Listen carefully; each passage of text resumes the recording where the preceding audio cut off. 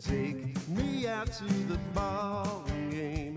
And now, Twitch It Off and Media presents The Joys of Mudville, a look at the current state of baseball.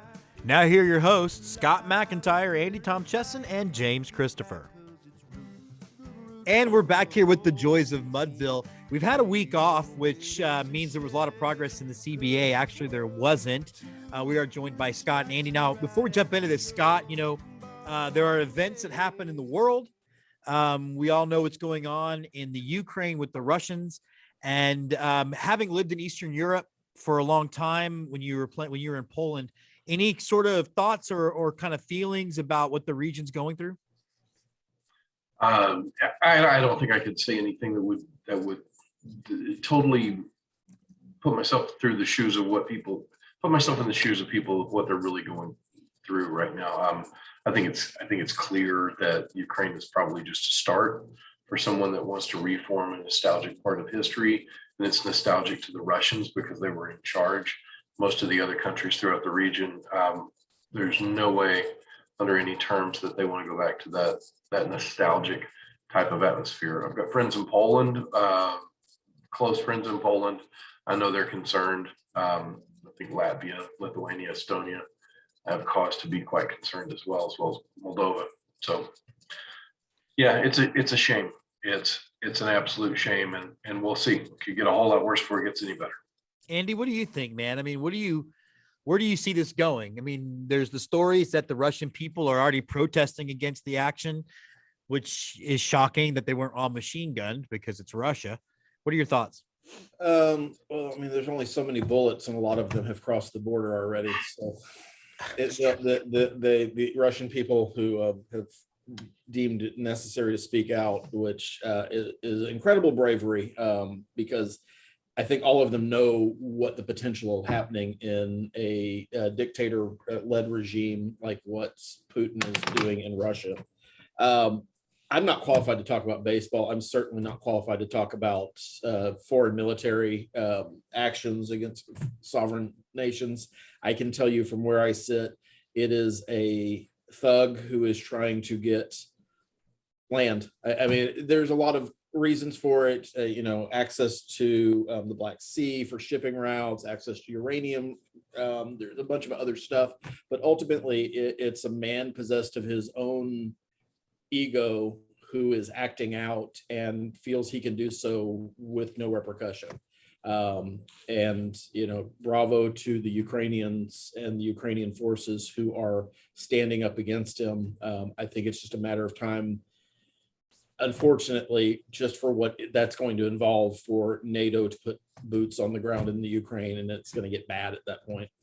Not that it's not bad now, but it's just going to get worse, and it's going to get worse for everybody. Yeah. And when Andy first said he wasn't qualified to speak about baseball or that event, I thought next he was going to announce he's running for president, because that's usually they're not qualified for either. So. I can speak without a teleprompter. Yes, you can. I got a couple of things I want to talk about with the collective bargaining agreement and everything that's happening. And I want to bring up something that sort of ticked me off from the player side. And Andy, one of our themes of a lot of our conversations have been the reason the MLB isn't the NFL or isn't the NBA is that the NFL and NBA are leagues, and the NHL, they're leagues. The MLB is a loose affiliation of 30 ball clubs in which there is a caste system within that. Sure. The players wanting to reduce or remove revenue sharing is absolutely going to exacerbate, I think, their biggest problem. We'll start with you, Andy, and then go to Scott. I mean, it's short-term thinking, because it's the players. Let me back up a little bit. You talk about somebody like Curt Flood, and you talk about the labor movement that baseball players have made over the last 100 years, and it's gone from truly an indentured servitude system to what we have now, which is binding, but still very generous to players at a certain level. The players seem to be of the mind that we need to get ours right now and not worry about what ground we're laying for the future, good or bad. And when you do things like removing revenue sharing, because what they're trying to do is get to the point where the Yankees can spend $4,800 million and sign everybody. And so those 25 players can have $40 million a year contracts. And I don't care what the Pirates can do. And that's ultimately going to lead to, kind of what we all talk about. You're going to have 5 teams that still play Major League Baseball, and they're going to play all each other, and it's going to die a pretty quick, ugly death. You've got to have the reason the other leagues work. The reason there is a football team in Green Bay, Wisconsin, and a basketball team in New Orleans, Louisiana, or a football team for that matter, and a hockey team in anywhere in Canada is because those teams share revenue. That means when a team does good, a team has a great television contract, or they all go in for a national television contract, those big teams support the little teams because they understand the importance of competition for their overall product. Baseball owners, and it looks like players, still don't get that, or they don't want to get that. Scott? Yeah, I mean, Andy brings up a good point. There's a reason that you have NBA franchises in San Antonio, New Orleans, Oklahoma City, places that, there's essentially nothing else there in the form of a professional.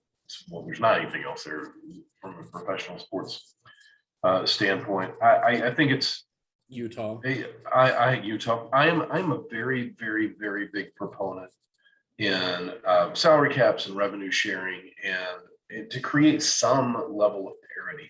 What they're doing right now is there's a ton of money. There's a ton of money coming into Major League Baseball. So for that reason, from an owner's perspective or a player's perspective, I'm going to get mine. So why do I care about the long-term future of the sport if I'm getting billions or millions of dollars right now?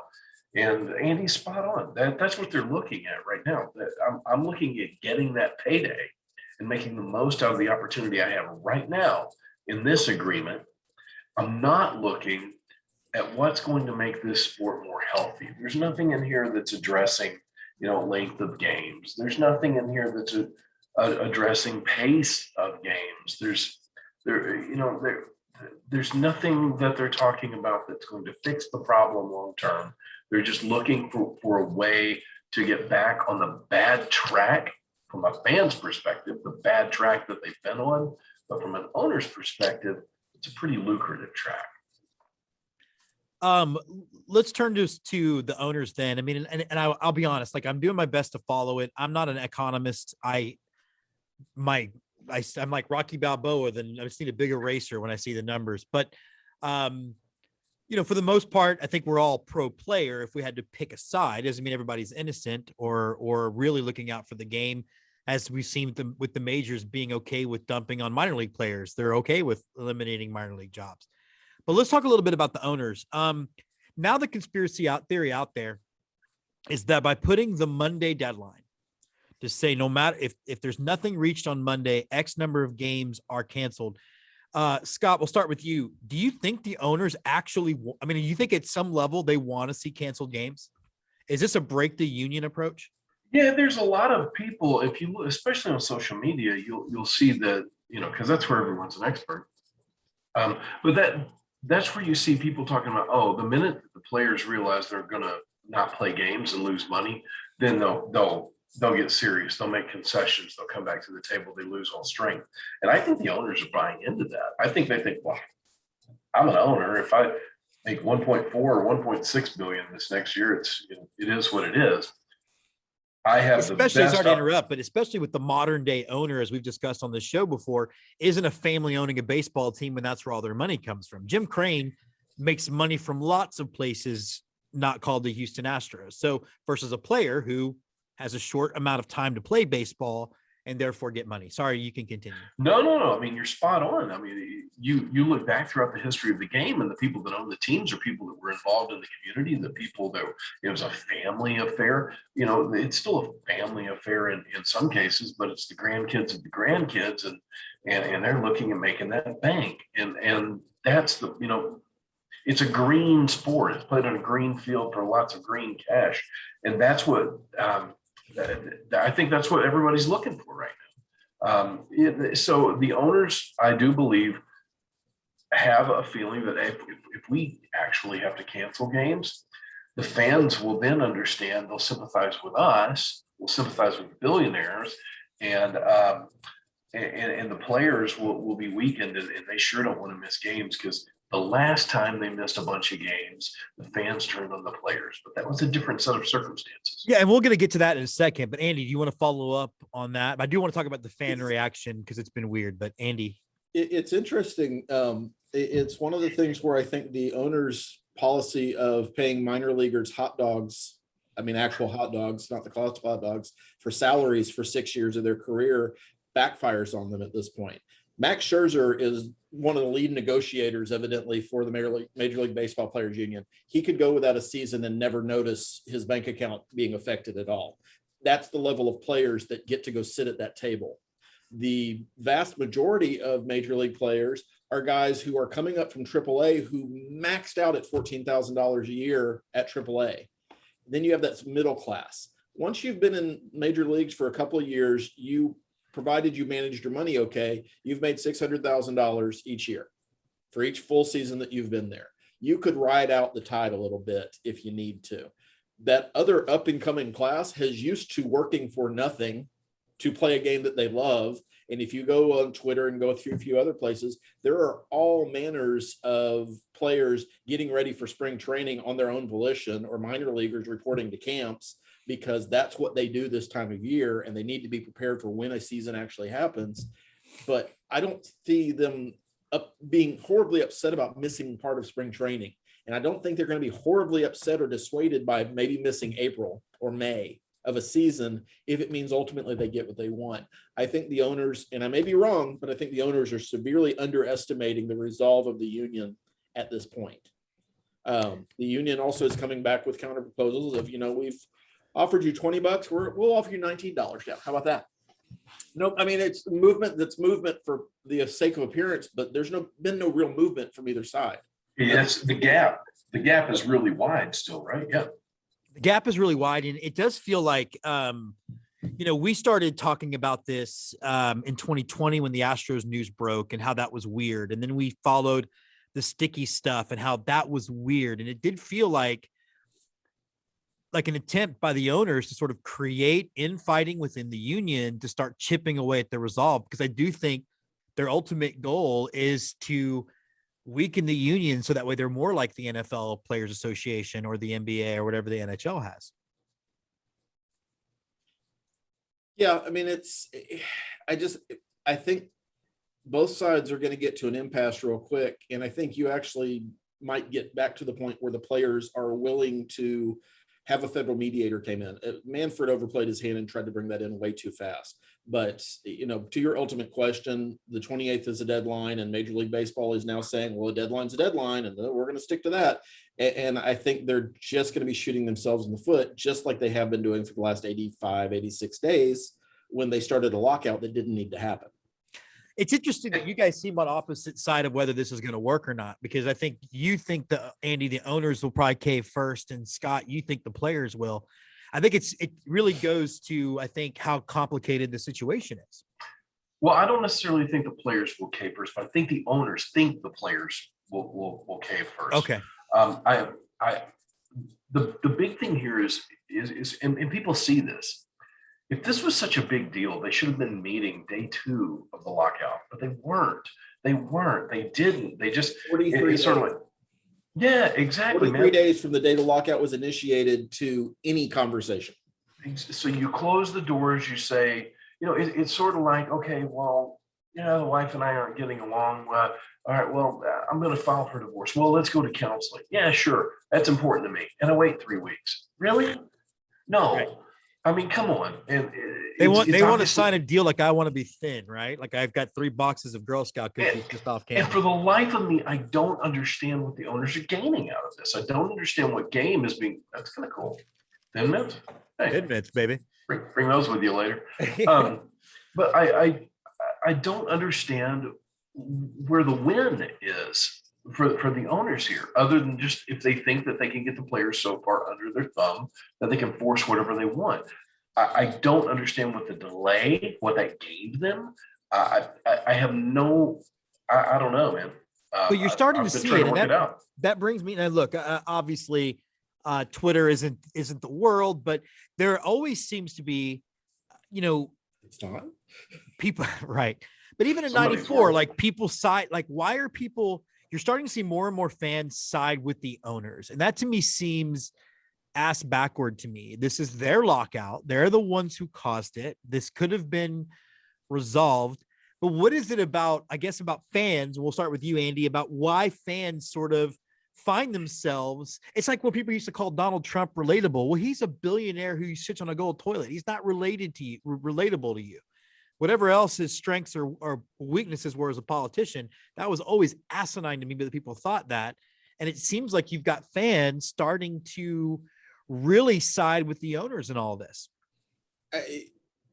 Why people decide that the billionaires who own baseball teams have their best interests at heart as an individual is beyond me. They don't even really care about them as ticket buyers at this point, because most of the ticket sales that they count on are corporate purchases anyway. The big push is always going to be buy your corporate seats and buy a block of 4, 10, 20 seats, buy a suite. That's who we care about. And that's who they cater to. And if you look at prices in ballparks as they continue to escalate, they cater to businessmen who have expense accounts, who are bringing guys in to close deals. And it doesn't matter what you just spend on a beer or a whiskey or a hot dog. They do not care. The owners do not care about the guy sitting in the outfield that bought a seat in section 400 and snuck down to 100 after they realized nobody was showing up. That's not the target audience anymore, because cable TV changed the game so many years ago. If you have a network deal like the Astros do, like the Yankees do, like the Dodgers do, like just about every other team in baseball does, you're getting money from people who own TVs and subscribe to that service, whether they show up to the game or not. The fact that the average cost of attending a baseball game with a family of 4 is now close to $500 in most ballparks. It's not for Joe Blow anymore. It's not to, excuse me, I'm not picking on your profession. It's not for people who teach for a living. No, it's not. Your plumber can afford to go. My plumber gets $125 an hour. So he can absolutely afford to go. He looks at my toilet. He looks at my toilet for 5 minutes. He can't afford a belt. Saying, just let's make sure. You know what, Scott? I've been waiting to give this. You get a cookie. Thank you. Thank you. I would eat it. It's been a long day. I'm hungry. No, yeah. I mean, I just, I don't know what to add to what Andy's saying to that. I don't know how anyone relates to a billionaire. That's a whole bunch of zeros. Billionaire with a B. Count out all the zeros. It's unbelievable. I think it's also very interesting the way the general public views baseball players. And I have gone against what I believe in, and I've gotten in a couple of Twitter arguments about this in recent weeks. Somebody was trying to explain to me that because 4 years ago somebody got a $75,000 or $100,000 signing bonus, that their income really should be spread out over 4 years. And you can't tell me they only made $8,000 in 2021, because if you spread out that signing bonus, they really made $35,000. Like, that's a big number for an entire year. Wow, almost $3,000 a month. That's a huge difference. But I think it's one of those things where people always have. I make $3,800 a month. But I'm saying, but that goes back to the point that he's making there. That goes back to I don't make a lot more than that. But that goes back to the point that Andy's making. It's not. How are you going to relate to that? Max Scherzer and Tyler Bauer and Tyler. And those guys, they make that money. And yes, they are faces of franchise, but that's not the average baseball player. The average baseball player has a 2-year career in major leagues, if they get there at all, and they get maybe right over $1 million for their service time, and then they're done. Yeah. Yeah, that's the other thing. That doesn't count the expenses they have to incur through the minors and everything else. I mean, it's like a $10,000 signing bonus goes like that. Yeah, we don't get mad at doctors for making a lot of money because we understand, but baseball, more than any other sport, there are real expenses that go to playing this game. If you go play collegiate summer league, you have to pay your travel, you have to pay an admission fee into the league. Like, all that stuff does add up. You got to pay for your bats. Let's not forget our bats. There's something else that you were talking about, Max Scherzer. I just want to point this out because I saw a big blow up the other day on Twitter, the Twitters, about Max Scherzer pulled up to negotiate in a Porsche Look at those players pulling up in a Porsche. Well, And people started talking about, oh my gosh, he pulled up in a Porsche. Yes. And the owner lands his helicopter. I mean, that's the best. I have a Mazda. I love my Mazda. Is it a Porsche? No, but I can relate to the Porsche. My Mazda doesn't like have a copter thing that comes out and I can suddenly fly through the air. That's how distinguishingly with another person driving it, by the way. Hong Kong Phooey, baby. Hong when was the Kong last time Phooey. when was the last time Crane drove anywhere other than a golf cart, maybe? No, he has somebody do that for him. You can get your hands dirty. It's super interesting. And I think one of the things that has always been weird about baseball and the way people relate to baseball players is because baseball players in general are not physical abnormalities like a football player is or a basketball player who averaged 6'7", and I can't be 6'7". But if I had the right breaks, I could have been a baseball player at 5'9", 300 pounds. Sure. It's asinine, but I think that goes into it somehow, is that these guys aren't special, and I don't understand that. And because I do understand working for somebody, I side with those bosses, and it's illogical. It's also illogical that the AP mentions the Porsche. I did like that Garrett Cole showed up to negotiations yesterday or today in a Mustang. That was nice. I think also nostalgically, baseball players were guys in the neighborhood.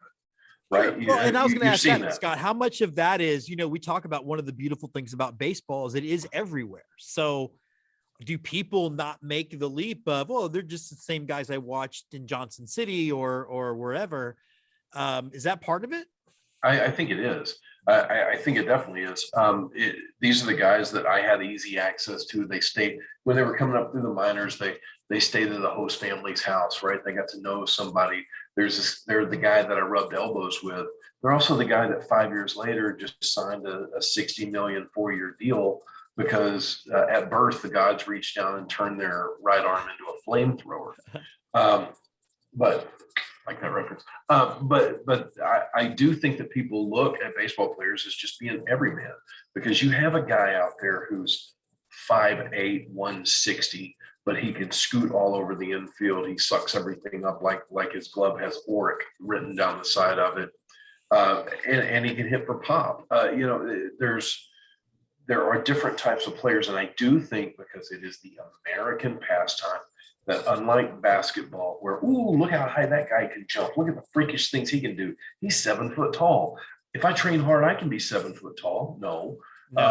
But football, the guy's 6'4", chiseled out of stone. He can run a 4.3 40. That's not the same. The guy in baseball has good hand-eye coordination.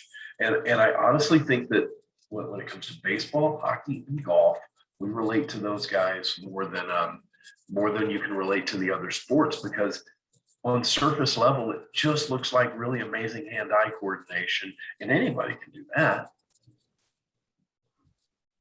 But can they get a quadriponic lug punk? No. No, but I got fungus on my shower shoes. Means you have character. Yeah. Only once I made the show, baby. Till then, just means I'm a slob.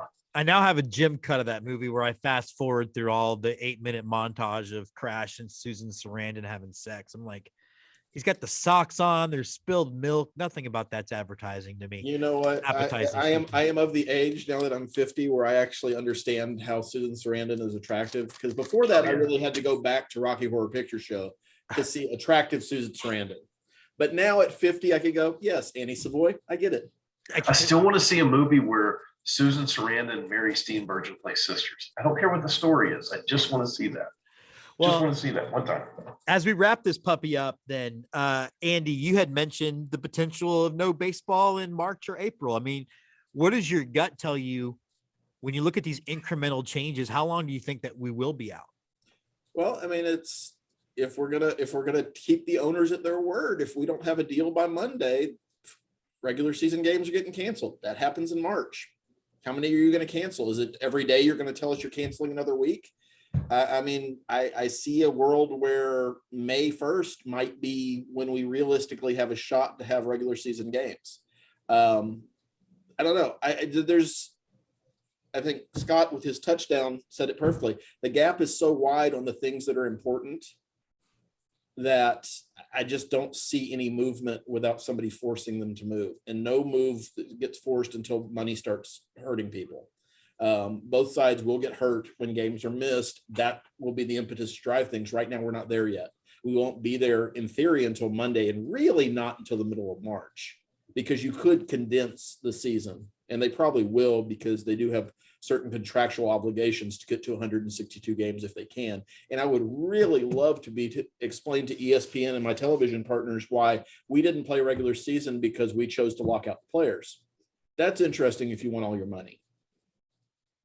Scott, Yeah, what about you? I think that there's a distinct warning that owners and players alike should heed. And that's the last time that you did something like this and you cost us the season. The only reason we came back were two reasons. One's named Cal Ripken and the other's steroids. And Cal Ripken can't, what now? We get steroids again? Awesome. Well, maybe. I mean, who doesn't want to see 82 home runs a year from one player? But in all seriousness, steroids saved the game back then. You're not going to have that now. You're really not going to have that now. And Cal Ripken, bless his heart, I don't think he can field or hit like he was able to do 25 years ago. But he can play DH in the National League now. Possibly. Maybe. We'll see. Pirates, they sign him. The Pirate, okay, not for the Pirates, sure he would. But I think that's the warning they need to listen to. There's no big golden thing that's going to reach down here and save you this time. You've either ran it out of the game, or you put yourself in such a pious place that if there's any inkling of something going wrong, the fans are going to turn on you and go, what now? You're a sport whose average age of the fan continues to climb, and you're doing nothing to address it. Meanwhile, you have independent leagues and collegiate summer leagues that honestly are thriving in a lot of cases. So that proves that there is the interest in baseball. There's just not the interest in baseball when I got to pay $500 for a family of four on average to go watch a game. It's All right, just, I actually lied. This is my last question. Andy, go ahead. Sorry, I was pricing out because my wife and have this ongoing thing, which if you follow me on Twitter, you'll know about. My wife, every vacation has to involve a beach, and I at Andy Zip with 2Ps. Yes, I hate beaches. So my counter proposal is a road trip starting in Nashville, ending up in Asheville, and hitting 6 different minor league teams. And that to me is a perfect vacation. And I can do all of those things. I've already priced out all 6 of those stadiums and eat at the stadiums for $450. Yeah. God, it sounds like a Ronnie Millsap song. Exactly. And I'm not blind. No, I mean, you're not. We had the experience where we took the kids. We took the kids to an Astros game. It was $500. We went to the Corpus Christi Hooks. It was $80. Same group of people. But I lied to you. This is actually my last question. Joey Gallo opened his mouth, which lots of times baseball players shouldn't. They're oftentimes, meatheads, I think is the word used. He wants to ban the shift because quote, how am I supposed to hit doubles or triples with people in the outfield? Andy, scale of 1 to 10, how stupid is that? Oh, 10, but that's not the exact quote. It was 6 people in the outfield, which has never actually happened to him, by the way. And my answer to that is 10, and lay down a bunt once a week and it would never happen again. Scott? He's from LSU. Good pick. I do think it's also like maybe you don't have the guy who leads the league in strikeouts every year be the one to talk about 206 career hitter. Yeah. Lay down a bunt. Yeah. All right. Well, that is wrapping up the joys of Mudville. We will be back next week where Scott and I will begin and end the show from a very special event we can't wait to show you. See you next time.